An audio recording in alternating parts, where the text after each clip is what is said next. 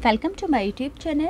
आज मैं आपको क्लास 10th के लिए उर्दू के सबक नंबर 18 की क्विक रिवीजन करवाऊंगी, ताकि जिन बच्चों की एग्ज़ाम की तैयारी अभी तक पूरी नहीं हो पाई है वो बच्चे कम टाइमिंग में इस पूरे ही चैप्टर की बहुत अच्छी सी तैयारी कर सकें।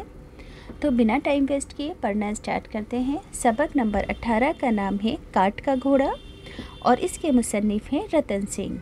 तो बच्चों, ये जो चैप्टर है एक ऐसे इंसान के बारे में है जो अपनी ज़िंदगी के अंदर कुछ अजीब नहीं कर पाता है।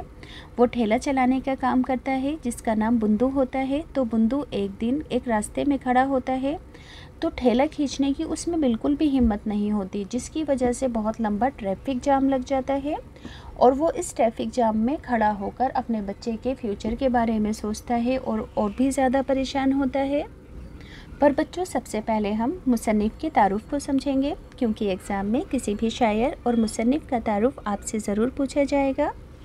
तो सभी बच्चे ध्यान से सुनेंगे। रतन सिंह, इनकी पैदाइश 1927 में हुई। रतन सिंह कस्बा दाऊद, तहसील नारोवाल, ज़िला सियालकोट में पैदा हुए।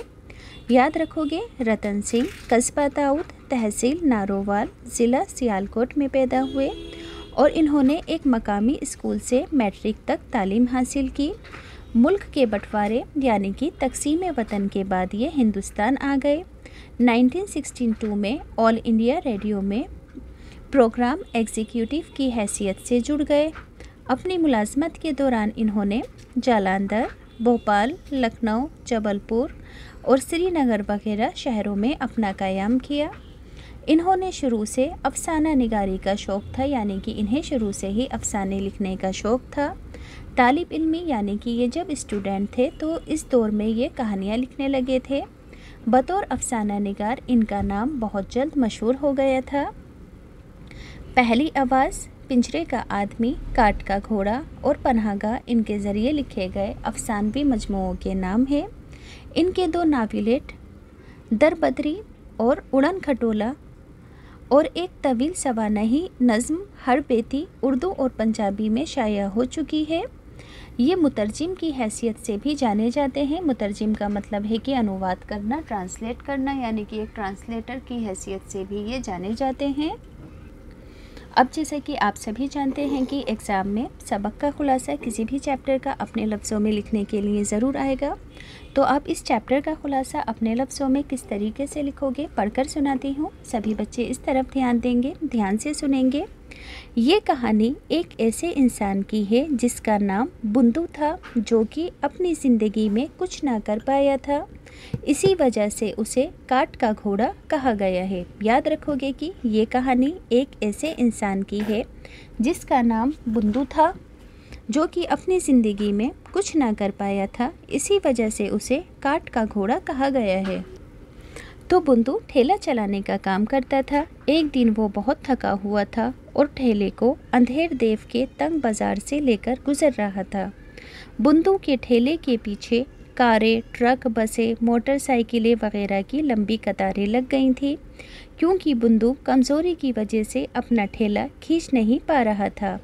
इन गाड़ियों में बड़े बड़े अमीर कबीर लोग, कारखानेदार, कारोबारी, सेठ, दफ्तर के ऑफिसर, फौजी, पुलिस वाले बाबू, आम आदमी, इंजीनियर वगैरह सब रुक गए थे।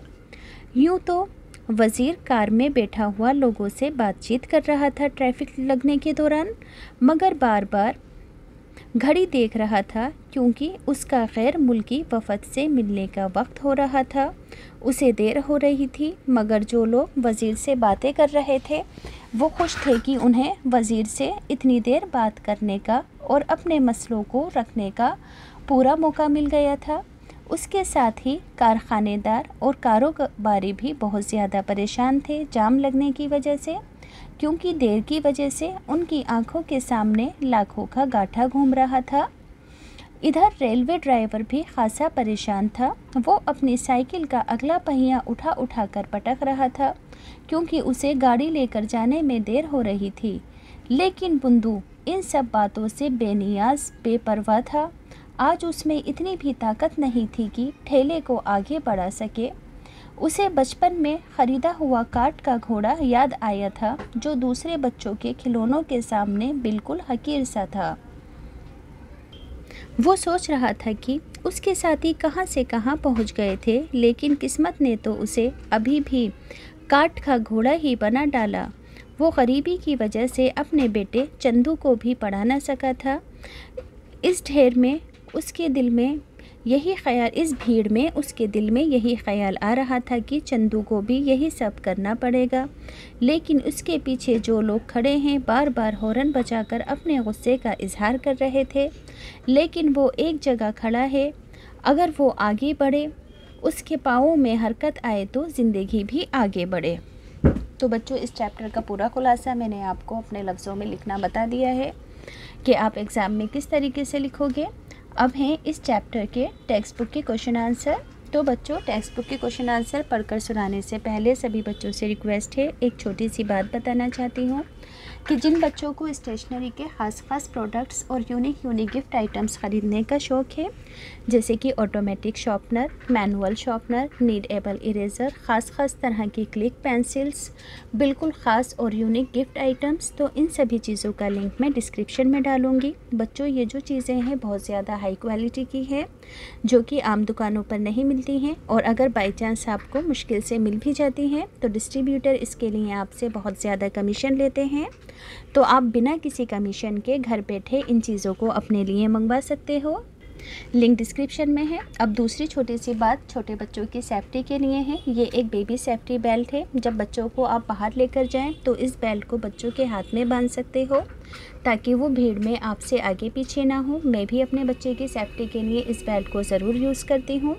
तो ये जो बेल्ट है आपको ऑफ़लाइन कहीं नहीं मिलेगी, ये सिर्फ ऑनलाइन अवेलेबल है। लिंक मैं डिस्क्रिप्शन में डालूँगी, आप इसे भी वहाँ से जाकर ख़रीद सकते हो। तो अब हम टेक्स्ट बुक की क्वेश्चन आंसर पढ़ते हैं। सवाल नंबर 1, बुंदू को काठ का घोड़ा क्यों कहा गया है? जवाब, बुंदू अपनी ज़िंदगी में कुछ ना कर पाया था, इसलिए उसे काठ का घोड़ा कहा गया है। अगला सवाल है, बुंदू की सुस्त रफ्तारी का असर किन लोगों पर पड़ा? तो बुंदू की सुस्त रफ्तारी का असर बड़े कारखानेदारों, सेठ, वज़ीर, कारखानेदारों, सेठ, साहूकारों, इंजीनियर, डॉक्टरों, फौजियों, कॉलेज और स्कूल के लड़कों पर और दूसरे बहुत से लोगों पर पड़ा। अगला सवाल है, वज़ीर की बेचैनी का सबब यानी कि रीज़न क्या था? तो वज़ीर को एक गैर मुल्की वफ़द से मिलना था, इसलिए देर होने की वजह से उसकी बेचैनी में इजाफ़ा हो रहा था। अगला सवाल है, कारोबार के लिए पल के मायने लाखों के घाटे के क्यों हैं? देर हो जाने की वजह से कारोबारियों का बहुत नुकसान हो जाता, इसलिए मुसन्निफ़ ने पल के मायने लाखों के घाटे से लिए हैं। अगला सवाल है, चंदू के बारे में बुंदू के जहन में क्या ख्याल आया? तो चंदू के बारे में बुंदू ने सोचा कि बड़ा होने के बाद चंदू को भी उसी तरह काठ का घोड़ा बनना पड़ेगा, उसे भी इस तरह ठेला खींचना होगा। अगला सवाल है, पैरों में पहिए लगवाने से बुंदू की क्या मुराद थी?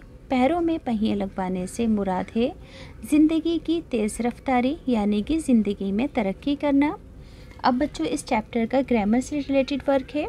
लफ्ज़ों का जुमलों में इस्तेमाल। पहला लफ्ज़ है कतार। जुमला होगा, वो कतार में खड़ा अपनी बारी का इंतज़ार कर रहा है।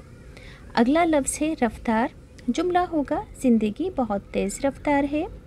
अगला लफ्ज़ है कैफियत। जुमला होगा, मरीज़ की कैफियत आज अच्छी है। अगला लफ्ज़ है फ़क्र। मुझे अपने ख़ानदान पर बहुत फ़क्र है। अगला लफ्ज़ है दुश्वार। गरीबों का जीना इस ज़माने में दुश्वार हो रहा है। आखिरी लफ्ज़ है हरकत। जुमला होगा, हरकत ही का नाम ज़िंदगी है। अब बच्चों, इस चैप्टर के फिलअप्स हैं, पढ़कर सुनाती हूँ।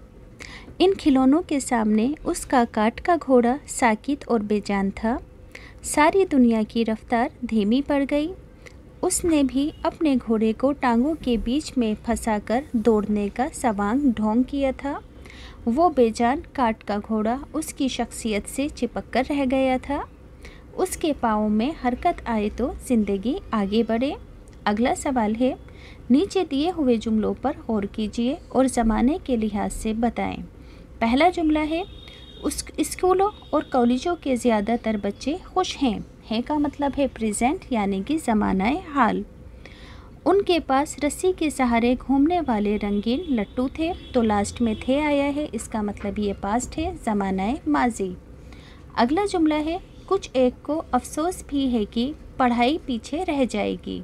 लास्ट में गी आया है, इसका मतलब ये फ्यूचर है, तो ये होगा ज़मानाए मुस्तकबिल।